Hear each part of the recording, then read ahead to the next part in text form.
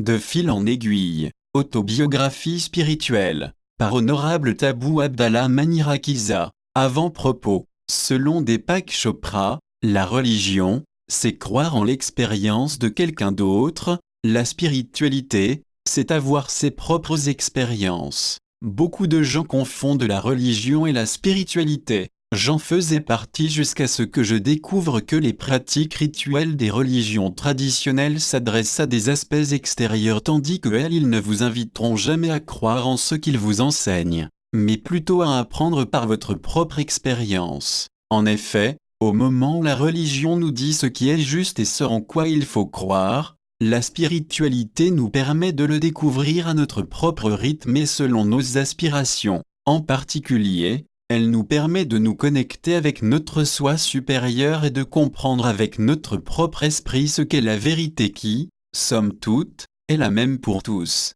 Pour ma part, j'ai perçu cette vérité comme étant le sommet supérieur d'un triangle dont la base n'est rien d'autre qu'un mélange de vérité et de non-vérité qui nous ont été transmises dès les débuts de notre apprentissage sur Terre. Plus nous avançons, la spiritualité désigne un état de conscience qui va au-delà de toute espèce de dogmatisme. Les êtres plongés dans la spiritualité sont souvent des personnes sages et discrètes, empreintes de sérénité, non violentes qui ne recherchent ni les pouvoirs ni la gloire sur cette terre sur le chemin. Plus certaines vérités disparaissent et la base du triangle rétrécit. Et de ce fait, la spiritualité appelle à l'unité des religions en mettant l'accent sur la qualité du message divin commun à toutes les religions, et non sur les différences de ces détails historiques, sur lesquels les religions elles-mêmes attachent de l'importance. Personnellement, la spiritualité m'a permis de mieux comprendre les notions de libre arbitre et de responsabilité devant mes actes,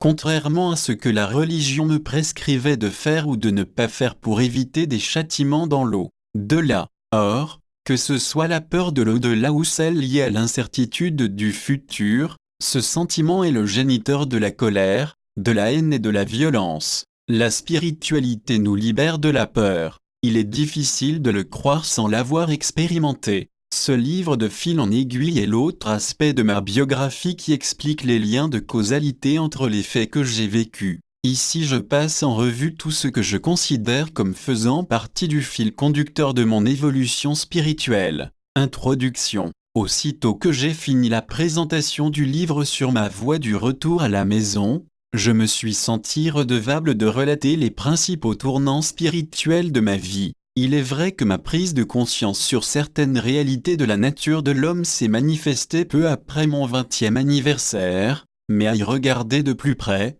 j'ai la certitude d'avoir reçu des enseignements spirituels dès mon enfance, parfois sous forme de messages subliminaux que mon état de conscience ne pouvait comprendre. Comme qui dirait qu'il n'y a pas de fumée sans feu, ces enseignements étaient un feu latent, qui, plus tard, devait se transformer en lumière pour éclairer mon chemin vers la recherche de la vérité. Je dois reconnaître aujourd'hui que ces messages sont autant de tournants qui ont jalonné ma vie de chercheur de lumière, et qui confortent ma conviction profonde, le hasard n'existe pas. Ayant vécu plus de 32 ans en exil, plusieurs personnes m'ont demandé si j'étais prêt à oublier et à pardonner, à faire table rase du passé. Ma réponse est toute simple. Premièrement, si je dois me situer dans le contexte de l'immortalité de l'âme, 32 ans ne signifie rien par rapport à l'éternité, et ce, d'autant plus que le paradis auquel nous aspirons tous est un monde qui n'est pas régi par l'espace et le temps. Deuxièmement, avec le peu de connaissances que j'ai acquises sur les lois spirituelles, je me refuse de rendre quelqu'un responsable de ce qui m'est arrivé. Qui plus est, cela m'a permis de découvrir les 5 grands pièges à éviter dans la vie: la concupiscence, la colère, la cupidité, la vanité et l'attachement excessif aux biens matériels. Ces lois m'ont surtout appris à vivre dans le moment présent. Troisièmement, la loi du karma entre autres, aussi connue sous le nom de loi de cause à effet, nous apprend que nous récoltons ce que nous avons semé et que personne ne peut échapper aux conséquences de ses actes.